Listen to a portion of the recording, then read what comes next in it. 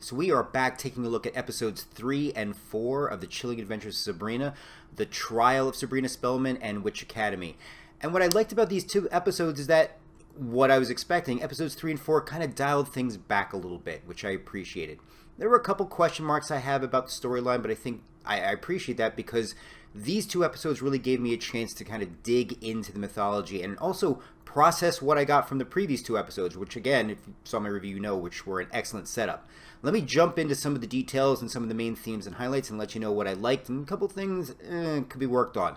First, the inclusion of Daniel Webster, the Devil and Daniel Webster, and John Rubinstein. I want to make sure a great character actor on television, amazing job, amazing role. Could have been seen as cliched, and I understand the whole making up for past sins and the loss of a family and his backstory with his daughter.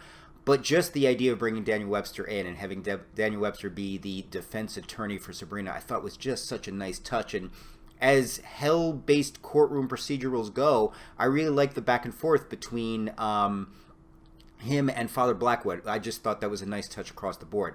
Father Blackwood and Madam Satan, I'm loving their dynamic because you have Father Blackwood, who typical misogynistic aspect is, I'm a guy, I know so much more, so I'm going to get Sabrina to bend to my will.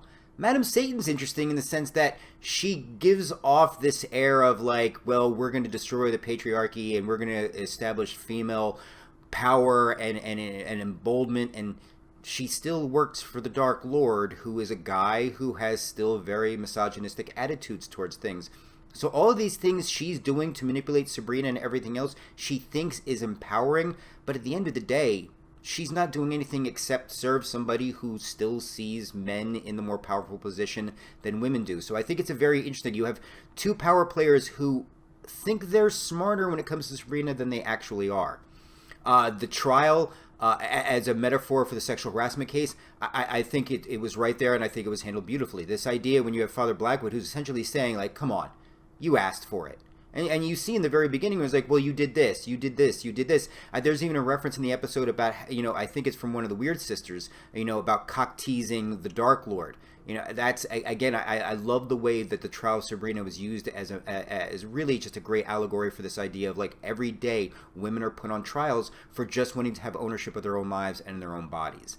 The shocker number one, the fact that Zelda and Sabrina's dad, if it's true, did the whole set her up to be handed over to Satan, apparently so that he could marry Sabrina's mom. Again, the whole Muggle Harry Potter type thing going on. Shocker number two was the fact that Hilda and Sabrina's mom got her baptized in a church the day before that happened.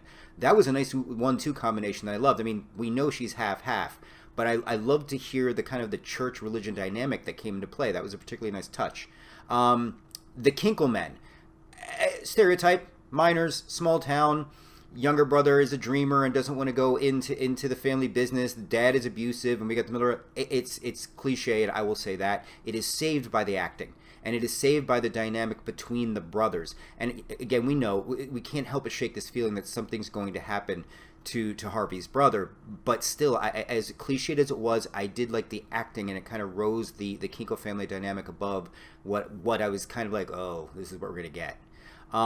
Roz, Susie, and Harvey, the new Scooby Gang. I know after this episode, I'm not the only one that would love to see them have their own standalone episode where they solve something. And again, I know I may be sounding cliched, and the creators and writers might roll their eyes if they hear this. But yeah, some standalone, that type of thing for the second season, I think would be pretty awesome because I like the dynamic they work. And again, we're talking only 3 or 4 episodes in. Harvey and Sabrina, the body checking scene, was both sweet and very sexy. And I love that when Harvey just started undressing, like, well, essentially I want you to feel comfortable. This isn't kind of to make it fair. Very sweet moment. Harvey and Uncle Jesse, where we see now the dynamic that they both have shared visions of seeing this goat creature, the Dark Lord, in the mines, I thought was a fascinating and disturbing sequence, and I appreciated the fact that the physical confrontation happened in front of Roz and Susie, so that they're getting exposed to this stuff right from the very beginning. It's not one of these instances where we always roll our eyes because characters just don't see what's going on in front of them. And I like we didn't get that this time, that what we got essentially was, okay, this is going on, this is weird, we need to touch base. Having said that, I can't help but always think of John Stamos when I hear Uncle Jesse. I just got to own up to that. Ambrose and Luke. we knew they were going to hook up from the moment they saw each other at the viewing for Connor. I don't trust Luke. I think Luke's the reason why the iguana's dead. I think it's an instance where Ambrose just wants to make some kind of contact with somebody, and to Vatican, I'm assuming it's the Vatican self-imposed imprisonment at the house, to just connect and feel. Again, another reason why I'm a big fan of Ambrose, and that dynamic I think is very interesting to see how it progresses. Father Blackwood and Lady Blackwood. That's going to be interesting because Lady Blackwood is pregnant. And Father Blackwood is actually asking Zelda to be the midwife. And we know that Father Blackwood and Zelda have a little bit of backstory, so I'm very interested to see where this is going to go. Nicholas Scratch, okay, he gets props for the fact that he was dating all three of the Weird Sisters at the same time. That's impressive and exhausting. But do we trust him? I mean, if nothing else, at the very end, after we've heard how it's impossible for him to be able to get Sabrina's dad's books and articles and journals out of the library, he suddenly has one and is able to slide it to her. Either we're talking glaring plot hole from the beginning of the episode, which I am not going with because just of how consistent they've been. I'm going more with the idea that Nicholas Scratch cannot be trusted. Just going to put it out there. Also, I'm a big Harvey fan, so I think it comes down to that too. I'm going to own it. The harrowing as an analogy to pledging I thought was really important and essential. The children of the harrowing are a group of characters I would like to see back. But this idea of, not just from a pledging standpoint because we think of fraternities and sororities, but this idea of also that what women put other women through when they don't have to. Don't keep perpetuating a cycle of hate, especially if it's a cycle of hate that's been built upon men's standards. You know, there's no reason to just say stop, no more. And I think the way Sabrina kind of held that, because I was chomping at the bit for Sabrina to kind of go at the Weird Sisters at some point, but the way she handled that and was just like, okay, here's the deal. This is what it's like to hang. We don't do this anymore. And by the way, Prudence, you're going to choke on your own blood the next time you disrespect my mom or dad again. Just one of those pimp moves. I was like, and this is another reason why Sabrina Spellman is a fantastic character. Michelle Gomez, I'm just going to say this every time. She eats up the scene where she's going through Sabrina's house and getting the toenail clippings and the clothing clipping. I thought was just such a great touch, and I was a really big fan of. The staring at the tree scene with Sabrina. My only issue I had with that was they didn't really seem to be doing a lot to get her to want to turn around, except for exhaustion. I mean, her dad really didn't sound like her dad. Her mom didn't sound like her mom. Harvey, it just... Yeah, I don't know. I think I would have liked to have seen more instances that would have tempted her more to turn around. To me, it just seemed like the only problem she had was just being able to stay standing, through the night. There wasn't anything on an emotional or psychological level that we saw that I thought made me go, oh, wow, this is going to be tough for her.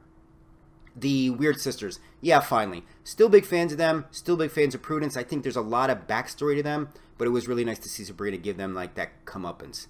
The Children of the Harrowing, again, Quentin especially, I think there is a lot more that can be done with them. I would like to see more of them in play.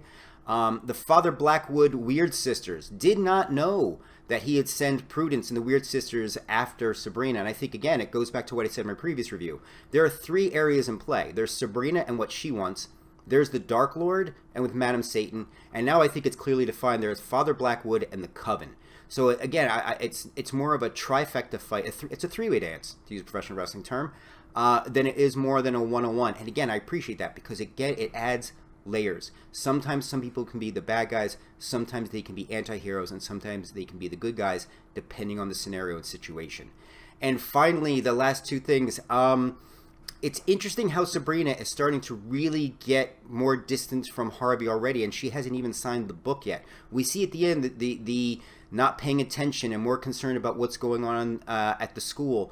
And I'm really interested to see how that plays out and how that dynamic doesn't just play out with Harvey, but how it plays with Roz and Susie, because you get a sense that there is going to be some resentment and pushback, and especially with Madam Satan now available to manipulate them while Sabrina's at the school.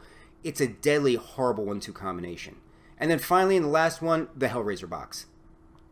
I want to say it was a little too convenient, but I want to see where this plays out. And the fact that we were left with a cliffhanger, and especially a cliffhanger when you binge drop all 10 episodes, I have a lot of respect for. I like that old school scream and we cut to credits, and I thought that was an excellent ending. So we are 4 episodes in. I am liking what I'm seeing. I am glad it dialed back a little bit. We have 6 episodes ready to go. Looking forward to it.